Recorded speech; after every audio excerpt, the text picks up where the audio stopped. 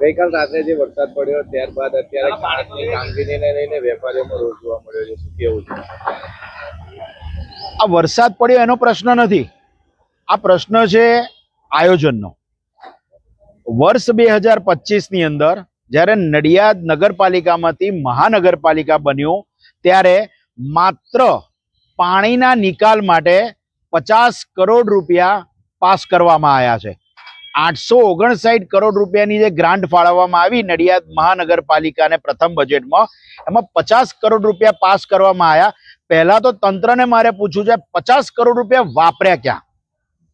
બીજો પ્રશ્ન કે આખું ગામ જાણે છે, નાનો બાળકથી માંડી અને ઘરડા વ્યક્તિ સુધી જાણે છે કે નડિયાદની અંદર મહાનગરપાલિકા એટલે ભ્રષ્ટાચારમાં ગુજરાતમાં પ્રથમ નંબરે આવતી મહાનગરપાલિકા, બરાબર છે. અને આ રોડ ઉપરના દરેક વેપારીઓને અત્યારે એક એક વ્યક્તિગત ઇન્ટરવ્યુ લેવા કે વ્યક્તિગત પૂછવાથી એવું જાણ મળશે જ ચોક્કસ કે બધાય અત્યારે તંત્રથી ખૂબ નારાજ છે. પણ દરેક વેપારી બી ગયેલો છે, કારણ કે કોઈ પણ વેપારી જો અત્યારે ઇન્ટરવ્યુ આપે કે વેપારી અત્યારે બોલવા જાય તો રાત્રે જ તેમના ઉપર ધમકી ભર્યા ફોનોનો શરૂઆત થઈ જાય છે. વેપારી બોલી નથી શકતો. નડિયાદ સ્વતંત્ર નથી રહ્યું. નડિયાદની અંદર માત્ર ને માત્ર એક જ વ્યક્તિ શાસન કરી રહ્યું છે કે જેની સામે કોઈ બોલી નથી શકતું. એનું આજે નડિયાદ ભોગવી રહ્યું છે. મારે તંત્રને પૂછવું છે કે આ વરસાદી કાંસ છે, આ કાંસ શું છે? વરસાદી કાંસ છે. તમારી પાસે નડિયાદના વરસાદી કાંસના નકશા છે? ચલો નકશા છે તો તમે આખું વર્ષ દરમિયાન કેટલી વાર સાફ કર્યો તેનો કોઈ રેકોર્ડ છે?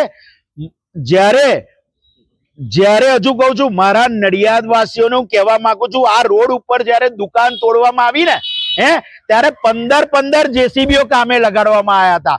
આજે જ્યારે મારું નડિયાદ તકલીફમાં છે ત્યારે 2 જેસીબી કામે નથી લાગ્યા. છેલ્લા 5 દિવસથી કામ બંધ છે.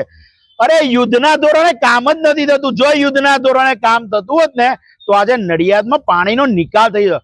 સ્વાભાવિક વસ્તુ છે કે પાણી ભરાય, ના નથી કહેતા. અમે વિકાસની જોડે છે, અમે મહાનગરપાલિકાના વિકાસની જોડે છે, પણ આ વિકાસ તો ગાંડો થઈ ગયો છે. આ વિકાસ ભ્રષ્ટાચારી થઈ ગયો છે. 51 સભ્યો ચૂંટાયા છે. તેમનું કામ શું છે? ચૂંટાયા પછી ગટરો સાફ કરાવી, સ્ટ્રીટ લાઇટો સાફ કરાવી. તો શું અધિકારીઓનું કામ શું છે? માત્ર ટકાવારી લેવાની? ના. આજે નડિયાદની અંદર ગટરો સાફ કરવી, આ બધું આયોજન કરવું મહાનગરપાલિકાના અધિકારીઓનું છે. હું આક્ષેપ કરું છું, ઓફિસમાં બેઠા બેઠા નડિયાદનો વિકાસ નહીં થાય. અને નવા આવેલા કમિશનર સાહેબને પણ નમ્ર વિનંતી છે કે આ કાંસ 3 વર્ષે પણ આ જ પરિસ્થિતિમાં રહેશે, કારણ કે આખા ગામની ગટરોનું જોડાણ અહીં આપેલું છે.